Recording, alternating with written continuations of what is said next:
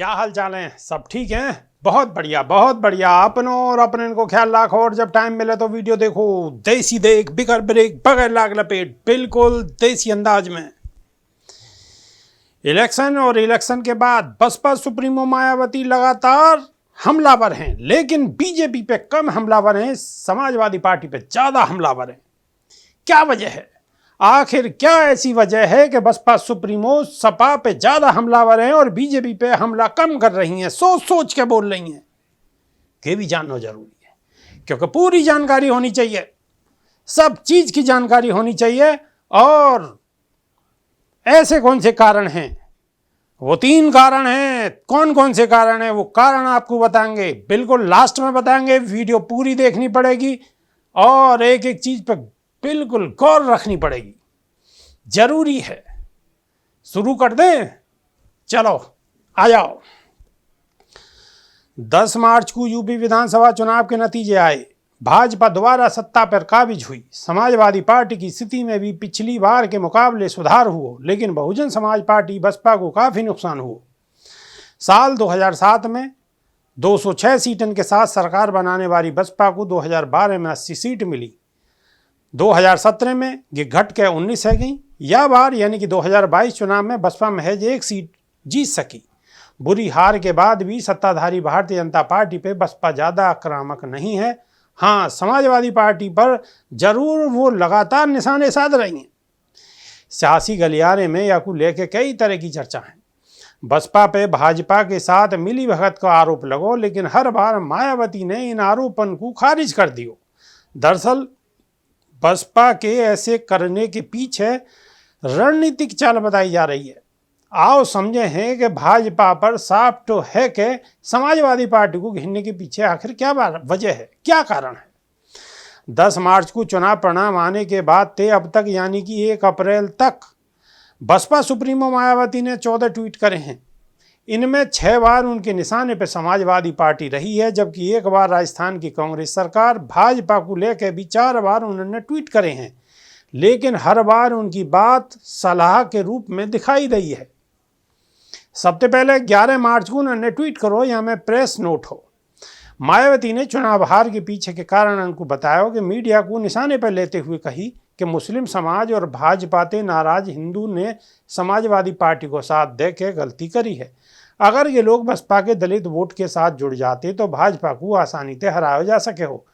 यहाँ भी भाजपा से ज़्यादा मायावती सपा पर आक्रामक दिखी हैं। दोबारा में 22 मार्च को फिर ट्वीट करो।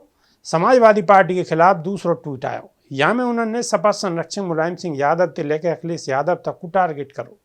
यूपी में अम्बेडकरवादी लोग कभी भी सपा मुखिया अखिलेश यादव को माफ़ नहीं करेंगे।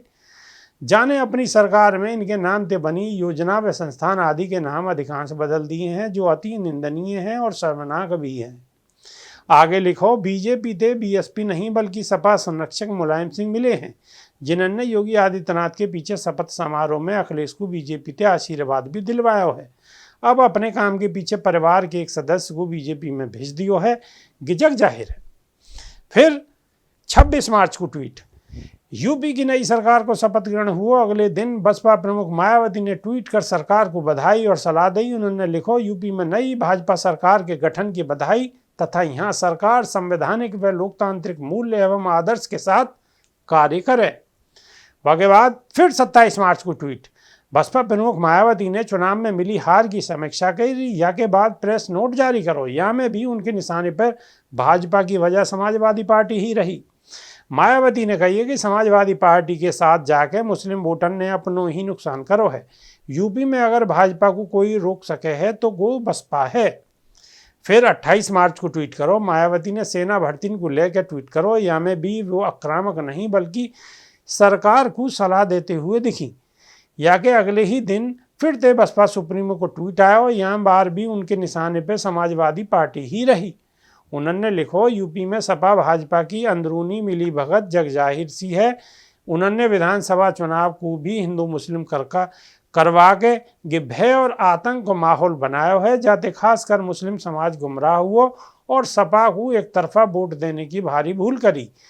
या को सुधार कर ही भाजपा को हरायो जानो संभव है। 30 मार्च को फिर ट्वीट करो। विधानसभा अध्यक्ष के चयन को लेकर मायावती ने फिर अखिलेश यादव को टारगेट करो। लिखो कि नवनिर्वाचित यूपी विधानसभा अध्यक्ष सतीश महाना के अनेक बार विदेश भ्रमण की आड़ में नेता प्रतिपक्ष अखिलेश यादव को अपने विदेश दौरे को विकास के बहाने उचित ठहराने को प्रयास उनकी उन कमियों पर पर्दा डालने की कोशिश है जाको शिकार भाजपा उनको अक्सर बनाती रही है, जो क्या सही है। आगे उन्होंने कही कि समग्र विकास के लिए सही सोच व विजन जरूरी है जो बिना विदेशी दौरा के भी संभव है। ऐसो बीएसपी सरकार ने ताज एक्सप्रेसवे, गंगा एक्सप्रेसवे आदि के जरिए साबित करके दिखाया है। जब प्रकार दंगा हिंसा व अपराध मुक्ति के नहीं आयरन विल पावर जरूरी है, वही तरह विकास हेतु भी संकीर्ण नहीं सही सोच जरूरी है। यह के बाद 30 मार्च को बोर्ड परीक्षा पेपर लीक मामले में बसपा सुप्रीमो को ट्वीट आया हो। यह बार उन्होंने यूपी सरकार के खिलाफ सख्ती दिखाई। बसपा सुप्रीमो ने यह ट्वीट में सरकार से सवाल करो जवाबदेही तय करने की बात कही और दोषियों के खिलाफ कार्रवाई की मांग करी। वहीं 31 मार्च को पेट्रोल डीजल के दाम में हुई बढ़ोतरी को लेकर ट्वीट करो या में भी वो सरकार को सलाह देते ही नजर आईं। बसपा प्रमुख मायावती ने सपा के साथ साथ राजस्थान की कांग्रेस सरकार को भी निशाने पर लियो। वो भी काफ़ी सख्त तरीका थे राष्ट्रपति शासन तक की मांग कर डाली। लिखो राजस्थान कांग्रेस सरकार में दलित आदिवासियों पर अत्याचार की घटना में बेतहाशा वृद्धि हुई है। हाल ही में डींडवाला व धौलपुर में दलित युवतिन के साथ बलात्कार व अलवर में दलित युवक की ट्रैक्टर से कुचलकर हत्या, जोधपुर के पाली में दलित युवक की हत्या ने दलित समाज को झकझोर दियो है। आगे लिखो है या तो ये स्पष्ट है कि राजस्थान में खासकर दलित व आदिवासियों की सुरक्षा करने में वहां की कांग्रेस सरकार पूरी तरह से विफल रही है। अतः ये उचित होगा कि यह सरकार को बर्खास्त कर वहां राष्ट्रपति शासन लगाया जाए। बीएसपी की ये मांग है।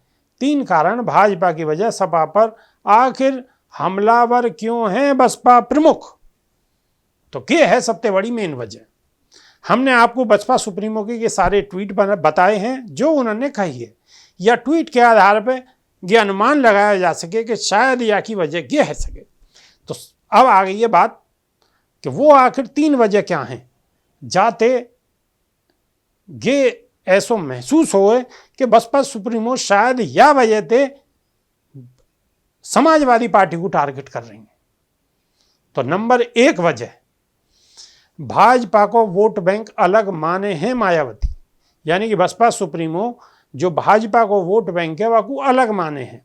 राजनीतिक जानकारन को कहना है कि मायावती के जाने